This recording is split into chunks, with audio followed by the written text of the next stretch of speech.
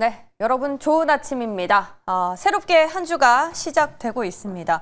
원달러 환율도 이제 많이 내려가고 있죠. 당국에서 계속해서 주시를 하고 있겠다라고 말을 했기 때문에 이런 부분들은 좀 하향 안정화가 될 때까지는 기다려 봐야 될 것 같고요.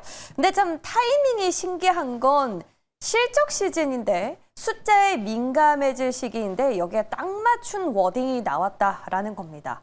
알테오젠 사장이 직접 이르면 이번 주에 조 단위의 빅딜을 발표할 수도 있다라고 밝히면서 순식간에 매기가 바이오 쪽으로 쏠렸습니다. 알테오젠만 급등한 게 아니라 ABL 바이오, 리가켐 바이오까지 크진 않지만 그래도 상승 반전을 이끌었는데요. 이런 가운데 미국의 러트닉 상무장관이 메모리 반도체를 만들고 싶으면 100% 관세를 내거나 미국에서 생산하라고 압박 코멘트를 남기면서 또다시 우리나라에는 관세 압박이 시작된 게 아니냐는 우려가 커지고 있습니다. TSMC 같은 경우에는 회사 차원에서 2,500억 불을 투자하고 대만 정부에서 또 2,500불을 투자하니까 총 한 5천억 달러 대규모 투자 계획을 밝혔죠. 그러면서 관세율이 15%로 하향 조정됐는데 우리는 아직 반도체 관세 계획이 확정되진 않았습니다. 물론 경쟁국인 대만보다는 불리하지 않은 대우를 받지 않겠다라는 원칙적인 약속을 받긴 했지만 삼성전자나 SK하이닉스 투자 금액과 비교하면 TSMC의 투자 금액이 훨씬 커서 또 다시 압박이 시작된다라는 우려가 있습니다. 반도체 투심에 악영향을 미칠지 오늘 시장 열려봐야 알겠고요.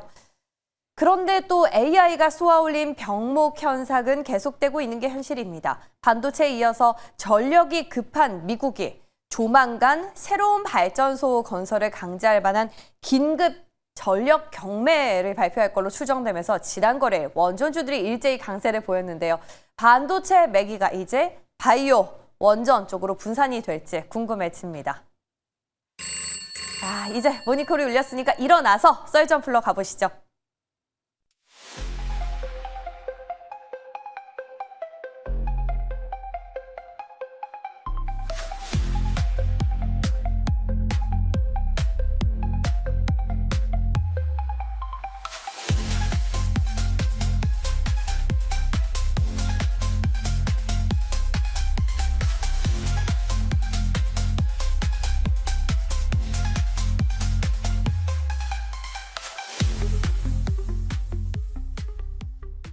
네, 새롭게 한 주를 시작하는 월요일 아침입니다. 퍼스트프라임 리서치 이동근 대표와 함께하겠습니다. 어서 오십시오. 네, 안녕하십니까. 예, 한 주가 정말 빠르게 지나갑니다.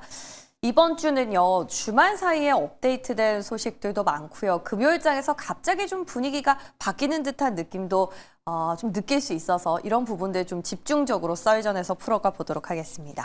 먼저 바이오입니다. 바이오는 JP모건 헬스케어가 사실은 끝이 아닙니다. 상반기에 굉장히 많은 학회 일정들이 몰려있다라는 사실 우리가 계속해서 가져가야 되는데요.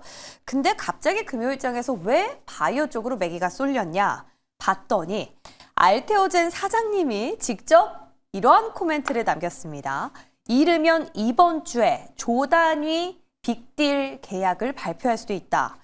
자, 우리가 알테오젠 하면 막 대장이다, 어떤 것들 부분에서 좀 주목을 해야 된다라는 말씀들 많이 해주셨는데요. 이번에 말하는 빅딜은 어떤 걸로 추정이 됩니까? 사실 이전에 우리가 얘기하는 알트위4에 대한 부분들을 이제 뭔가 그런 계약이 지금 체결 단계에 있는 계약들이 많단 말이에요. 사실 이전부터 JP모건 헬스케어 이전부터 10개 기업 이상과 지금 협의 중이다라는 얘기들이 있었는데 결국 계약의 시점이 언젠지가 중요했는데 지금 알테오젠 입장에서도 이제 좀 급해진 거예요. 급했다는 표현이 무슨 얘기냐면은 최근에 일단 여러 가지 부정적인 이슈들이 좀 부각이 되면서 특히 UBS 리포트라든가 이런 부분이 부각이 되면서 뭔가 상황을 반전시킬 만한 어떤 그런 것들이 필요했고 그래서 이제 아마 이런 부분들이 이번 JP모건 헬스케어에 맞춰서 발표한 것이 아닌가라는 생각이 들고요. 뭐 JP모건 헬스케어 이전부터 JP모건 헬스케어 기간 동안에 네. 뭔가 딜이 나올 것이라는 얘기들은 뭐 시장에서 이미 얘기가 나왔기 때문에 저는 이제 그런 부분이 현실화되는 과정이다. 이렇게 좀 말씀드릴 수가 있겠고요. 다만 이제 제약바이오 업종 전반으로 봐서는 워낙 최근에 이제 부정적인 어떤 심리들이 있었고 무엇보다도 JP모건 헬스케어 이후에 오히려 세로네 현상들이 나오는 모습들이 나왔는데 결국 그런 분위기를 좀 반전시킬 수 있는 그런 어떤 카드가 이제 알테오젠부터 나온 것이 아닌가라는 생각이 듭니다. 상당히 좀 어느 정도 의미를 둘 수 있다고 말씀드릴 수 있겠고 결국 알테오젠의 기술은 명확해요. 이제 경쟁사 대비해서 이제 알테오젠은 제품 독점권이라는 방식을 갖고 있기 때문에 동일한 타깃이라도 제품만 다르다면은 여러 제약사하고 중복 계약이 가능합니다. 그래서 지금 계약 하나로 그치는 게 아니고 지금 뭐 시장에서는 릴레이 딜에 대한 기대감이 있는 거죠. 여러 개의 계약이 뭐 여러 개 순차적으로 나올 수 있다라는 기대감들 이런 것들이 아무래도 시장에서 지금 좀 뭔가 눌려 있는 그 제약바이오 업종 심리에는 상당히 좀 긍정적으로 작용할 수 있지 않겠는가 생각이 들고요. 이제부터 중요한 부분은 뭐냐면은 이제 이번 주에 만약에 기술 수출 계약이 발표가 된다라면은 과연 이게 시장의 어떤 그 기대를 충족시킬 수 있느냐의 여부예요. 일단 지난주 금요일 날 1차적인 반등은 나왔기 때문에 어떤 추가적인 랠리를 위해서는 시장의 어떤 그 이제 기대치를 충족시킬 수 있을지 여부 이 부분을 확인할 필요가 있다. 이렇게 좀 말씀드릴 수가 있겠습니다. 요즘 시장 분위기가 이벤트만 했다 하면 일단 세론으로 가닥을 잡고 있어요. 원체 많이 올랐기 때문에 그런 것 같은데 알테오젠은 이번에 라이센스 아웃에 대한 발표가 나온다면 확실하게 실적 부분에 있어서 수치가 찍힐 수 있는 부분이지 않습니까? 그러한 의미에서 조금 다르게 움직일 수도 있다라는 시장의 분석이 있는데 어떤 라이센스 아웃 주목하면 이미 될까요? 사실은 지금 예. 그 중요한 것은 이번 아마 금년부터는 그 중요한 것은 이제 그 로얄티라든가 이런 부분에 대한 그 어떤 수치가 늘어나요. 그렇기 네. 때문에 일단 실적의 부분에서는 확실하게 늘어날 거예요. 그런데 중요한 것은 지금 실적보다는 포커스가 맞춰져 있는 건 기술 수출이에요. 네네, 그러니까 지금 이게 라이센스, 네. 이전에 우리가 얘기하는 뭐 여러 기업들하고의 그 기술 수출과 거의 비교되는 한 지금 뭐 조 단위의 조 단위의 수출 갖다가 예상을 하고 있는데 결국 그 정도의 규모 이상이 나와줘야지만이 시장에서 좀 안도의 어떤 그런 흐름이 나오지 않겠는가 하는 생각이 드는 거죠. 그래서 이제 지금 아마도 여러 기업들하고 지금 동시에 지금 뭔가 추진을 하고 있고 그 중에 이제 몇 개 정도가 이번에 이제 현실화가 되느냐의 여부 그리고 그 규모가 어느 정도가 될 것이냐의 여부 이런 것들이 결국은 모든 것들이 주가적인 측면에서는 영향을 미칠 수밖에 없다. 이렇게 정리를 해드리겠습니다. 보유하신 분들은 뭐 계속 가져가실 테고 신규 매수는 어떻게 보세요? 사실 신규 매수는 벌써 했어야죠. 지금 그러니까 지난주 금요일 날 벌써 50만 원을 돌파했단 말이에요. 네. 아시겠지만 신고가까지 전 고점까지 불과 한 10% 정도의 레벨밖에 안 남았어요. 네. 그렇기 때문에 사실은 조금 지금이 그러니까 이게 참 그게 매수하기는 어려운 타이밍이었지만은 이미 지난주에도 알테오젠이 주가가 조정을 받을 때 아마 많은 분들이 지금 매수해야 된다라는 말씀을 방송에도 많이 하셨을 거예요. 근데 또 막상 투자자분들께서 그때 매수하기 어려워요. 하지만 지금은 이미 지어놓고 보면은 매수했어야 되는구나라는 게 이제는 느껴지는 그런 단계라는 거죠. 네. 왜 그렇게 느끼셨는지 너무 공감이 되는 게 원체 다른 섹터들이 빠르게 움직이는 대신에 바이오 투심이 약간 눌려 있었지 않습니까? 근데 확실히 알테오젠이 대장은 대장인가 봅니다. 이거 한마디로 또 분위기 반전을 일으키네요. 그리고 이미 이렇게 분위기가 좀 바뀐 상황에서 또 호재들이 많이 나왔습니다. 위고비 경구제가 1월 첫 주에 처음으로 출시가 된 건데요. 첫 주간 처방 데이터가 서프라이즈한 성적을 거둔 걸로 확인이 됐습니다. 이로 인해서 뉴욕 증시에서 노보노디스크가 9%가량 급등을 했거든요. 경구용, 장기 지속형 할 것 없이 JP모건 당시에는 좀 많이 빠졌단 말이죠. 그럼 경구용이 다시 탄력을 좀 입을 수 있는 거리가 될까요? 사실 이제 지금 경구용 쪽으로 가는 거는 이미 대세가 된 거고, 요번에 노보디스크의 그 첫 주 처방 코스를 보면은 약간 데이터마다 달라요. 적게 보는 데가 한 3,100건, 많이 보는 데는 4,000건 이상을 보는 데도 있는데, 어쨌든 간에 그 건수가 중요한 게 아니고, 주사제 제품이 처음 나왔을 때의 처방 코스와 비교해보면 역시 경구용이 압도적으로 높습니다. 그러니까 이게 결국은 그만큼 이 복용의 어떤 편리성이라든가 이런 부분들이 중요하다는 걸 다시 한번 느낄 수가 있었고요. 그러니까 결국 지금 노보디스크가 일단 우선적으로 이 시장을 선점함으로 해서 받을 수 있는 효과는 경쟁사인 일라일리가 지금 사실은 시장 점유율이 압도적으로 높습니다. 그런데 일라일리의 점유율을 어느 정도 좀 뺏어올 수 있지 않겠는가라는 기대감이 있어요. 다만 지금 일라일리의 경구용 치료제인 얼포글리프론 같은 경우는 이미 지금 FDA에다가 이제 신청을 해놨고 아마 조만간에 또 승인이 날 거예요. 그러면 이제 언제 시장을 진입하느냐가 되게 중요해진 거죠. 우리가 이제 이렇게 되면 일라일리의 제품과 노보디스크 제품이 그야말로 2차 대전을 벌이는 네. 건데 여기서 이제 누가 승기를 잡느냐. 지금 뭐 시장의 반응은 일라일리 제품이 굉장히 좋다라는 그런 반응들이 나오고 있거든요. 그래서 그러니까 사실 이 이런 이제 그 약품 같은 경우는 우리가 이제 그런 표현 쓰잖아요. First in class라는 표현을 쓰는데, 그러니까 시장에서 가장 먼저 이제 그 진입을 하는 제품이 물론 효과를 받겠지만은 그 이후에 그럼 퍼스트 인 클래스 말고 베스트 인 클래스가 누가 되었냐가 되게 중요한 거예요. 만약에 일라일리께 정말 지금 시장의 어떤 소문대로 정말 좋다라는 그런 게 입증이 된다라면은 네. 또 판도는 달라질 수가 있습니다. 그래서 지금 일단은 노보디스크가 선점 효과를 노리고 있지만은 향후에 일라일리의 경구용 치료제가 시장에 진입한 이후의 상황이 굉장히 중요하다. 여기다 일라일리 같은 경우는 최근에 이제 빅딜을 하나 했잖아요. 엔비디아하고의 어떤 그 AI 네. 신약 개발 이슈가 있기 때문에 그런 부분들도 우리가 계속해서 주목을 할 필요가 있다. 이렇게 정리를 해드리겠습니다. 효과도 효과지만 빅파마들 입장에선 가격이 중요하다는 얘기 많이 해가지고요. 네. 그러면은 비만 치료제 눈여겨보시는 분들은 일단 경구용 쪽으로 가닥은 잡되 어떤 기업을 봐야 되는 걸까요? 사실 저는 근데 이제 이렇게 네. 되면은 뭐 우리나라 비만 치료제 관련주들은 그냥 이 어떤 흐름에 따라가는 어떤 모양이 나오지 않겠는가 하는 생각이 들고요. 미국의 흐름이요? 그렇죠. 미국의 흐름이죠. 아직까지는 우리나라 기업들과 어떤 기술 수출이나 이런 얘기가 나오지는 않고 있기 네. 때문에 결국 이런 것들이 좀 더 본격화되면은 이제 그런 부분들이 반응이 반영이 되겠지만은 일단은 지금 뭐 D&D 파마텍 같은 종목의 흐름이라든가 저는 오히려 최근에 한미약품이 한 차례 크게 조정을 받았기 때문에 한미약품 같은 경우도 이제 다시 좀 그쵸. 볼 자리가 된 것이 아닌가 이런 말씀 좀 드릴 수가 있을 것 같습니다. 네, 종목에 대한 팁까지 막간을 활용해서 또 얻어봤습니다. 자, 이렇게 해서 바이오 정리 이쯤에서 마무리해 보고요. 그리고 이제 다음 주제 반도체 쪽으로 주도주 섹터 점검하는 시간을 좀 가져볼 텐데요. 자, 미국의 러트닉 상무장관이 좀 신경 쓰이는 발언을 했습니다. 메모리 반도체를 만들고 싶으면 100% 관세를 물거나 아니면 미국에서 생산을 하라라고 압박을 한 건데요. 왜 이런 워딩을 했느냐 봤더니 배경이 좀 있었죠. TSMC가 미국에 2,500불을 투자하기로 하고 대만 정부도 보증 차원에서 2,500불을 투자하니까 총 5천억 달러 대규모 투자를 밝히는 대신에 관세를 15%까지 내려주겠다라고 딜이 통한 겁니다. 자, 그러면 이 시점에서 우리가 다시 한번 관세 어떻게 조정이 됐는지 국내 이슈를 좀 복기를 해보면요. 우리는 일단 정부 차원에서 3,500불 투자하기로 밝혔지 않습니까? 여기에는 꼭 반도체만 있는 건 아니고 조선도 들어가고요. 삼성전자는 370억 불, SK하이닉스는 39억 불 투자하기로 했는데 기업 차원에서 TSMC랑 좀 비교해보니까 그 규모가 조금 적긴 해요.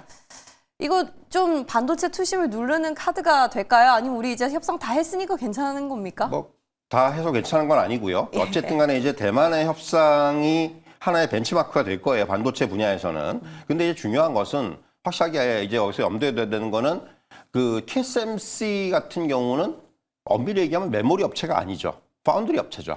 그러니까 결국은 지금 중요한 건 메모리의 부족이에요. 삼성전자든가 SK하이닉스는 지금 칼자루 쥐고 있어요. 그러니까 지금 결국은 지금 러틱 장관의 이번 발언은 뭐냐면은 반도체 공급망에서 이제 미국의 주도권을 확보하기 위한 하나의 카드예요. 그러니까 레버리지 카드라고 하는데 네. 협상을 하고 싶은데 이제 좀 지금 보면 그러니까 삼성전자든가 SK하이닉스에 압도적으로 유리한 국면이기 때문에 그러한 국면을 조금 돌리기 위한 반전의 카드입니다. 그러니까 결국은 그래서 그러니까 뭐 삼성전자라든가 SK하이닉스도 물론 여기서 미국 투자 늘릴 거예요. 테일러팹 올해부터 이제 미국 공장 추가 투자하고 SK하이닉스도 인디애나에다가 공장 짓겠다고 그랬고 그렇기 때문에 지금의 규모보다는 늘어날 것이고 다만 TSMC의 입장과 우리의 입장은 좀 달라요.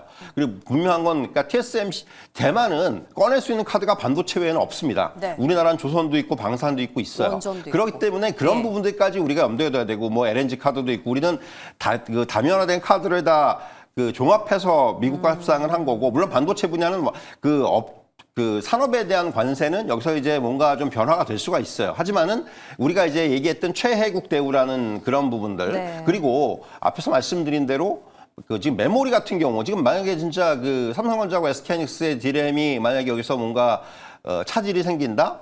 미국의 빅테크들은 아무것도 못합니다. 쉽게 말하면은. 그러니까 그거를 우리가 염두에 둬야 돼요. 그러니까 TSMC가 뭐 그냥 할 수 있는 건 없어요. 그러니까 TSMC는 속된 표현으로 TSMC는 그 갖다 주는 대로 만들어주는 회사예요. 만약에 SK하이닉스가 TSMC에다가 HBM을 안 하겠, 뭐 이게 뭔가 차질이 생겼다? 그럼 엔비디아 어떡할 거예요? 그러니까 그런 거를 우리가 염두에 둬요. 그러니까 우리가 물론 지금 미국의 그 의도는 뭔지 알고 그거 이제 맞춰가지고 협상을 하겠지만은 너무 지나치게 저는 이게 여기서 저자세, 그러니까 대만과 우리의 입장이 좀 다르다는 거를 꼭 염두에 둬야 될 것 같아요. 그래서 단순히 이번 반도체 관세 이슈가 뭔가 시장에 영향을 줄 거예요. 틀림없이. 왜냐하면 지금 반도체가 많이 올랐기 때문에.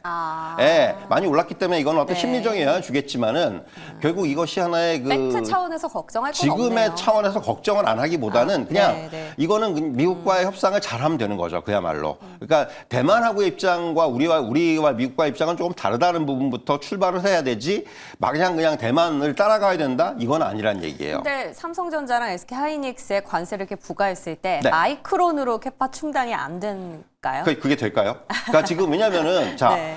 HBM 시장에서의 SK하이닉스의 점유율 지배력은 자체가. 70%예요. 그쵸. 마이크론의 캐파를 지금 아무리 늘린다 해도 그거를 대체할 수 있는 상황은 아닙니다. HBM4가 되더라도 삼성전자가 오히려 그 점유율을 좀 더 가져갈 뿐이지 SK하이닉스의 점유율이 꺾이진 않아요. 그렇기 때문에 사실 그런 부분을 감안한다면 만약에 그런 식으로 해서 뭐 우리나라의 관세 100% 부과한다? 이런 상황이 되면 최악의 경우에 그러면 지금 엔비디아가 가만히 안 있을 거예요. 일단은. 우리 어떡하냐. 당장 이렇게 나올 거기 때문에 그 부분이 제일 중요한 거예요. 사실 그래서 물론 이 대만과의 관세 협상, 대만이 굉장히 이번에 굉장히 큰 카드를 꺼내는 대만 입장에서는 왜냐하면 대만은 조선을 할 수도 있는 회사도 아니고 방산할 수 있는 나라도 아니에요. 그렇기 때문에 반도체에 올인을 한 거라고 보시면은 그렇게 이해를 하시면 될 것 같습니다. 그러면 그러니까 정리를 하면 팩트를 마주했을 때 우리가 전혀 두려워할 건 아니기 때문에 오히려 많이 오른 데 대한 센티의 빠짐으로 구실의 역할을 한다면 우리 지금 매수하는 타이밍이니까요. 그러니까 매수라는 건 오히려. 지금 반도체 대장주는 특히 제가 지난주에도 그런 질문을 참 많이 받았는데 한 번에 사면 안 돼요. 네, 분할 매수예요. 철저하게. 왜냐하면 주가가 이제는 어느 정도 그 상승에 대한 그 부담은 분명히 있는 상황입니다. 맞아요. 그 부분을 여러분들께서 염두에 두실 필요가 있습니다. 뭐 IB에서도 지금 삼성전자 20만 원, SK하이닉스 100만 원도 나오고 있더라고요. 그러면 이제 뭐 또 이번 주 지나고 다음 주부터는 SK하이닉스도 실적이 나올 거니까 이 부분 오늘 좀 흔들림이 있다면 오히려 저희는 분할 매수의 기회로 한번 삼아 보면 좋겠고요. 그리고 말씀해 주신 것처럼 지금 원체 빅테크들 그리고 엔비디아 다 급하다 보니까 지금 빠른 움직임을 보일 거다라는 얘기들이 많이 나오고 있어요. 그 첫 번째 타자는 하드웨어 쪽, 말씀해 주신 메모리 쪽이었고 두 번째 타자는 전력입니다. 이번에 새로운 발전소 건설을 강제할 긴급 전력 경매안을 트럼프 대통령이 발표할 수도 있다라는 전망이 나오면서 지금 원전주가 줄줄이 급등을 했어요. 이 안에서 최선호주가 요즘 조금 갈리는데 건설 쪽이냐 아니면 뭐 두산 에너빌리티냐 대표님은 어떤 선택을 하시겠어요? 저는 뭐 두산 에너빌리티고요. 사실 이제 지금은 이게 갑자기 경매 이 이슈가 부각이 된 거는 한마디로 그거예요. 미국 전기료가 너무 많이 오르다 보니까 이게 지금 트럼프 대통령이 당연히 중간 선거해야 되는데 어떡합니까? 이거 사실 계속해서 지금 물가에 대한 부담이 있는 건데 그래서 사실 부랴부랴 이러한 지금 어떤 그 대책을 내는 거예요. 그렇기 때문에 사실은 이런 부분들이라면은 에너지 관련주들한테 계속해서 긍정적인 환경이 조성이 되는 거고 뭐 전 두산에너빌리티를 말씀드리는 이유는 뭐 일단 올해부터는 원전 부분과 SMR 부분에서의 어떤 수주의 가시성이 본격화된다라는 거죠. 그 부분에 가장 포커스를 맞출 필요가 있겠고 그리고 무엇보다도 이제 원전과 가스터빈을 같이 할 수 있는 회사라는 측면 이런 부분들이 결국은 시장에서 부각이 될 수 있는 그런 재료다 이렇게 말씀드리겠고 또 최근에는 이제 우리나라 정부 같은 경우도 원전 정책에 대해서 좀 우호적인 방향의 얘기들이 나오고 있단 말이에요. 기존에 약간 신생 쪽으로 가는 거 아니냐라는 걱정이 있었는데 원전에 대한 우호적인 반응들이 나오고 있기 때문에 이 부분에 대한 수혜까지도 가능하다. 그래서 두산에너빌리티를 저는 가장 좀 최선호주로 우선으로 꼽는 입장이다. 이렇게 좀 정리를 해드리겠습니다. 여기도 마찬가지로 분할 입장이시겠죠? 그렇죠. 네. 그러니까 주가가 최근에 사실 바닥에서 올라오기 시작을 했어요. 그쵸. 그러니까 항상 매수 타이밍이라는 게 중요한데 그 바닥에서는 또 못 사시더라고요. 그러면 분할 매수의 입장을 네. 가져가는 게 맞다 이렇게 말씀드릴 수가 있겠습니다. 확인을 하고 가고 싶으면 분할 매수가 좀 지혜로운 방법이지 않나 싶습니다. 그리고 로봇도 주도주 가운데 하나였죠. 차익이 나오나 이제 생각을 했거든요. 근데 신고가 랠리를 보이고 있습니다. 세 종목이나 또 터치를 했는데 근데 재미난 건요. 화신, 뭐 서현이화 이런 기업들은 로봇 모멘텀이 안 붙어서 SL이나 만도랑을 좀 달리 봐야 된다 했는데 여기도 가기 시작했거든요. 이제 끝물이라는 어떤 시그널이 될까요? 저도 걱정되는 게 사실 그 부분인데, 그러니까 지금 자동차 부품 내에서 이제 로보틱스 산업 쪽의 부품들이 가다가 이제는 그렇지 않은 부품들까지 전이가 되고 있고 확장이 되고 있다는 얘기예요. 네. 그러니까 이거는 어떻게 보면 현대차의 낙수효과라는 표현도 적당한 것 같고 오랫동안 소외되었기 때문에 대한 반등이라는 표현도 맞는 것 같아요. 이게 어쨌든 간에 지금 이런 그 부품주의 순환매는 뭐 현대차가 레벨업이 됐기 때문에 나타나는 현상이라는 표현이 정확한 것 같고 다만 이제 그 안에서 다시 이번 또 순환매 흐름이 어느 정도 마무리가 된다면은 다시금 결국 로보틱스 관련된 부품주들로 압축이 되지 않겠는가. 그래서 지금의 어떤 순환매에 너무 편승을 할 필요는 없다고 생각을 해요. 어쨌든 간에 지금 자동차, 일반적인 그냥 자동차 부품만 회사와 로보틱스와의 확장을 하는 회사들과는 밸류에이션이 달라질 수가 있기 때문에 평가가. 그래서 그 부분을 좀 염두에 둔 그런 대응이 필요하다. 매매를 잘하시는 분들이야 뭐 이런 종목들 그렇죠. 가서 이제 수익을 내시는 건 좋겠지만은 그러니까 잣대는 달라져야 된다. 이런 말씀을 꼭 드리겠습니다. 결국 그러한 포커스는 실적이 아닐까라는 생각이 듭니다. 실적 시즌을 기점으로 항상 옥석이 좀 갈리거든요. 기대감의 영역에서 이제 현실이 되는 영역으로 그중 하나가 항공주이지 않나 싶습니다. 단기 반등 아닌가라고 했어요. 워낙 주도주가 강하기 때문에 신예로 떠오르는 섹터들에 대한 매력도가 조금은 둔감해질 수밖에 없는 영역이지 않습니까? 근데 구조적인 개선 신호로 봐야 된다. 왜냐하면 업황 회복을 같이 누릴 수 있기 때문이다라고 하더라고요. 그러니까 두 가지예요. 하나는 예. 글로벌 항공사들이 일단 실적이 올해 굉장히 좋습니다. 일단 지금 보면은 어떤 여행 수요라든가 또 이제 여러 가지 그 화물 수요라든가 이런 것들의 증가세가 동시에 나타나고 있고 또 하나는 뭐냐면은 네네. 고질적인 문제가 뭐냐면 기체 공급의 문제였어요.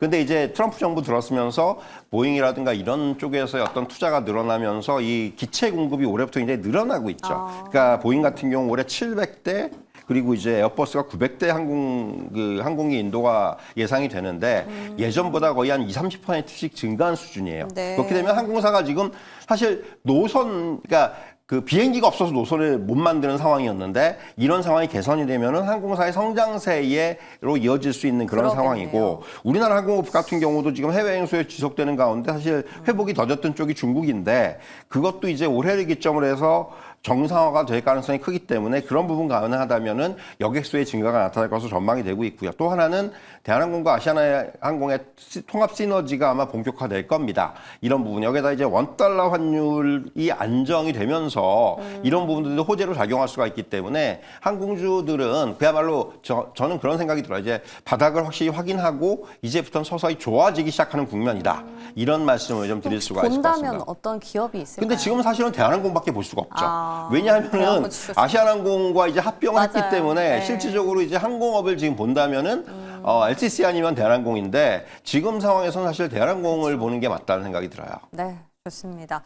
자, 오늘 이번 주간이 참 쉽지 않은 주간이 될 것 같아요. 계속 랠리를 보여주곤 있는데 이 주도 섹터에 편승을 할 것인지 아니면 이렇게 또다시 떠오르는 신예 항공주나 LG그룹주도 참 좋았거든요. 일단 오늘 첫 시작입니다. 대표님 어떤 포인트에 가장 주목을 하고 계세요? 그러니까 지금 지난주의 흐름을 보면은 네. 주초에 반도체, 주중에는 조선 방산 자동차의 순환매, 주후반 다시 반도체였어요. 굉장히 빠르게 순환이 나타났습니다. 네. 그러니까 결국은 이런 부분들을 만들었던 건 지난주는 외국인은 물론 매도를 했지만은 기관의 매수세가 상당히 주요했다고 생각하는데 기관의 매수는 지금의 기관의 매수는 기관의 매수세가 아니에요. 개인의 매수를 보셔야 돼요. 왜냐하면 ETF 자금이 엄청나게 들어오고 있기 때문에 실제로 지금 시장을 끌어올리는 거는 개인의 매수세다 이렇게 보셔야 될 것 같고 이번 주에 이제 가장 핵심은 자사주 소각 그 의무화를 이제 핵심으로 하는 3사법 개정안이 되겠죠. 이 모멘텀이 시장의 흐름을 이끌어줄 수 있느냐. 다만 지금 굉장히 많이 올랐기 때문에 시장은 피로감을 느끼기 시작했어요. 그래서 저는 지금의 전략은 그러니까 업종 주도주도 가져가야 되지만은 여기에다가 가치주도 이제 믹스를 하는 그러니까 포트폴리오에 어느 정도 이제 주도주와 가치주를 같이 믹스를 하는 이런 전략이 필요하지 않겠는가. 최근 미국 주식 흐름을 보더라도 맞아요. 빅세븐 일변도에서 어떤 확장이 나타나고 있기 때문에 이런 흐름이 저는 우리 증시에도 어느 정도 이제 그대로 좀 영향을 줄 거라고 생각을 하거든요. 네. 그런 부분들을 우리가 염두에 둔 대응이 필요하다. 이렇게 전략을 말씀을 드리겠습니다. 중소형단 그리고 시클리컬 업종까지 시야를 조금 확장시켜 보겠습니다. 도움 말씀 고맙습니다.